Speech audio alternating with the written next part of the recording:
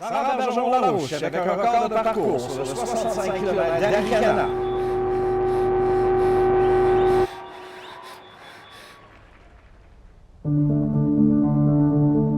Ma mère disait que ma fille elle était trop vaillante. Le terme qu'elle utilisait, c'est qu'elle était trop vaillante. Et je pense que c'est un terme qui la décrit bien. Sarah, c'est un enfant déterminé. C'est un enfant qui a toujours aimé les sports. La première activité qu'on lui a offerte, c'était du baseball. C'était pas vraiment à son niveau, le baseball. Fait que là, j'ai fait du soccer, j'ai fait de la ringuette. Tu sais, jeune, là, je me souviens au primaire, là, j'avais hâte à récré pour aller sauter à la corde à danser, puis je revenais chez nous, puis je sautais à la corde à danser. Il est arrivé quelques fois où elle avait des tendinites aux chevilles et elle ne sentait plus ses jambes, puis elle était sur les jeux de soccer, puis elle ne voulait pas qu'on l'arrête. Il fallait l'arrêter. C'était très difficile, ça, ce côté-là. Elle n'a jamais fait attention à son corps, pris conscience de ses douleurs, ou elle voulait toujours aller au-delà, au-delà, au-delà.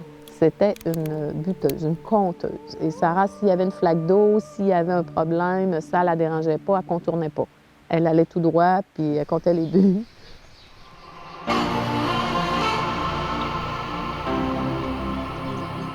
Vers l'âge de 17-18 ans, c'est là que j'ai découvert plus le sport d'endurance.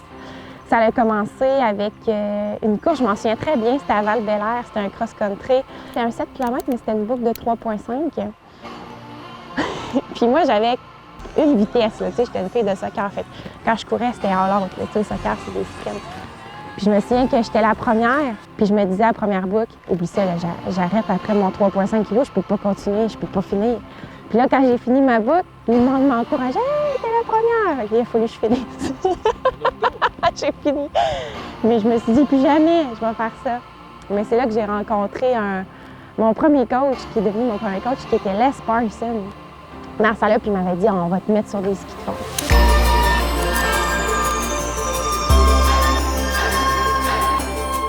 Puis je me souviens, la première fois que j'étais en ski de fond, je tombais à toutes les 50 mètres sur le côté, mais je me relevais, puis j'haïssais ça, là, tu sais.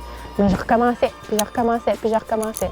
J'ai découvert une passion, puis lui aussi, ça a toujours été dans le plaisir. Hein. Ça n'a jamais été des heures d'entraînement, des kilomètres. C'était juste, on va découvrir, on va monter telle montagne, on va aller faire du ski de fond dans le parc de la Jacques-Cartier, ça va être beau.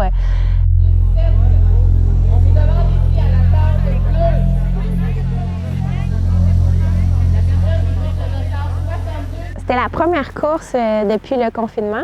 Il y avait un mélange, je dirais, des papillons là, dans le ventre, comme toute course, mais aussi pas mal d'anxiété parce que c'était la première fois que je regardais où on en était avec la forme. C'est un peu une confirmation de la forme là, quand on fait une course.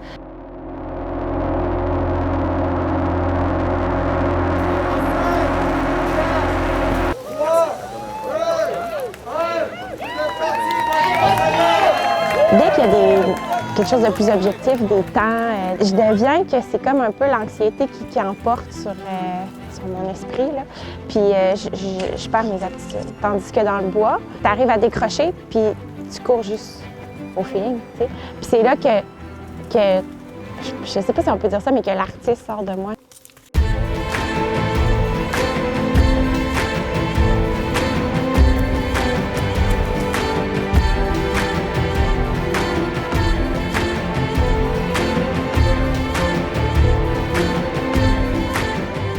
J'essaie de m'imaginer dans des circonstances comme ça que les gars, c'est des filles de niveau international, puis que, c'est ça, faut que je race contre eux.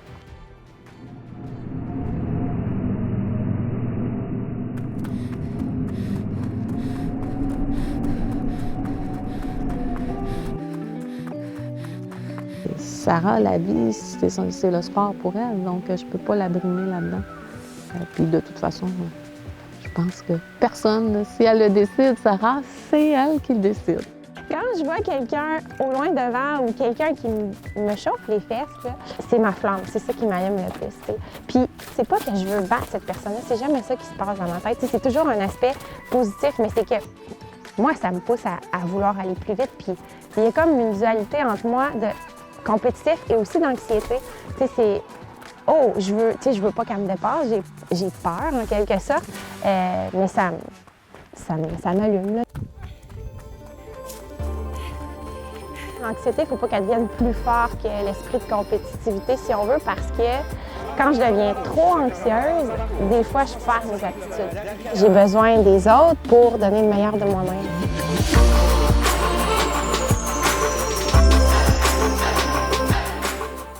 J'ai jamais vraiment pris la banderole puis l'élever dans les airs. J'aime pas avoir le spot sur moi, tu sais. J'aime mieux être dans le bois puis courir vite. Ça rend un caractère. Puis après une course, c'est difficile pour elle de dire « Wow, j'ai réussi ». Je ne l'ai pas entendu souvent dire « Wow, j'ai réussi ».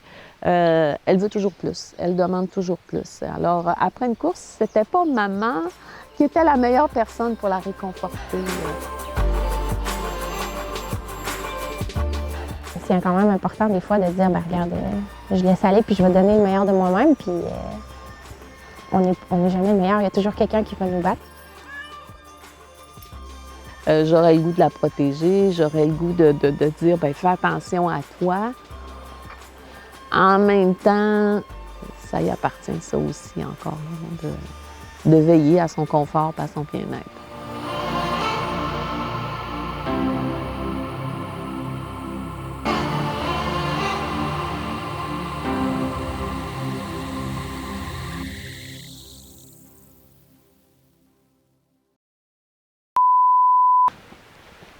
Va te laver, Sarah, t'es toute crottée. T'as commencé? Oui.